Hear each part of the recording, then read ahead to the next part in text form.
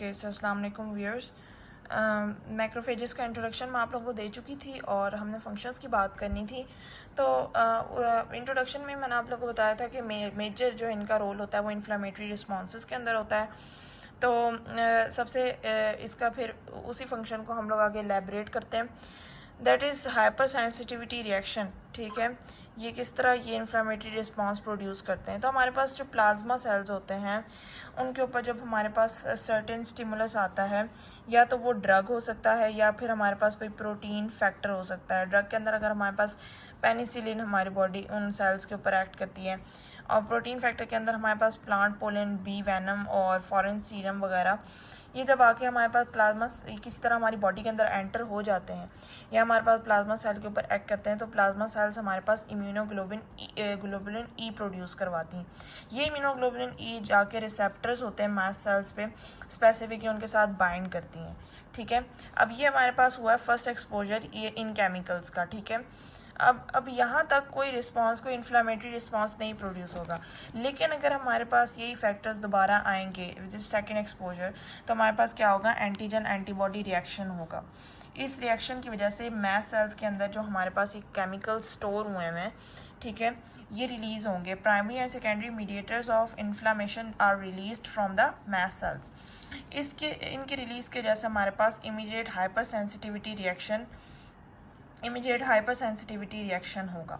ठीक है, हमारी बॉडी रिएक्ट करेगी फ्रॉम इन पोलेंस की एक्शन की वजह से हो गए, इन पोलेंस की एक्शन की वजह से हो गए। तो ये हाइपर सेंसिटिविटी रिएक्शन लोकल भी हो सकता है और ये एनाफिलेटिक शॉक की सूरत में भी हो सकता है। So local is not as much dangerous और this one is more dangerous. Local में हमारे पास क्या होता है कि स्किन के अंदर रैशेस हो जाती हैं, एस्थमा हो जाते हैं, स्नीजिंग हो जाती है और वी गेट रनी नोज़। ठीक है, तो ये मुख्तलिफ मेडिकेशन से ये ठीक हो जाता है हमारे पास। लेकिन एनाफिलेटिक शॉक जो है वो हमारे पास उन पेशेंट्स में आता है ज़्यादा जो हाइपर एलर्जिक होते हैं, जिनका जो है ना जिनमें जिनको एलर्जी से बहुत ज़्यादा एक्स्ट्रा इफेक्ट होता है। तो क्या इनके पास क्या होता है कि जब हमारे पास सेकंड एक्सपोजर होता है, तो इन पेशेंट्स के अंदर हमारे पास इन लोगों के अंदर हमारे पास क्या होता है कि हिस्टामिन रिलीज़ होती है। तो हिस्टामिन केमिकल है, ये प्राइमरी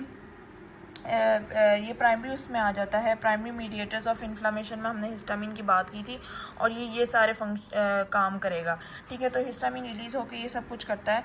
ठीक है, और ये जब रिलीज़ होकर ब्लड में जाएगा तो ये सारी वेज़ोडाइलेशन करेगा, कैपिलरी की परमिएबिलिटी इंक्रीज़ करेगा, एडीमा करेगा, ब्रोंकोस्पैम करेगा।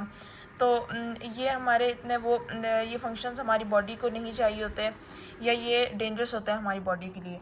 तो ये परफॉर्म करेगा जब ब्लड के अंदर, तो इसकी वजह से हमारे पास क्या होगा, कार्डियोवास्कुलर सिस्टम कोलैप्स कर जाएगा और that can be fatal for a person और अ पर्सन में डाई ड्यू टू इट।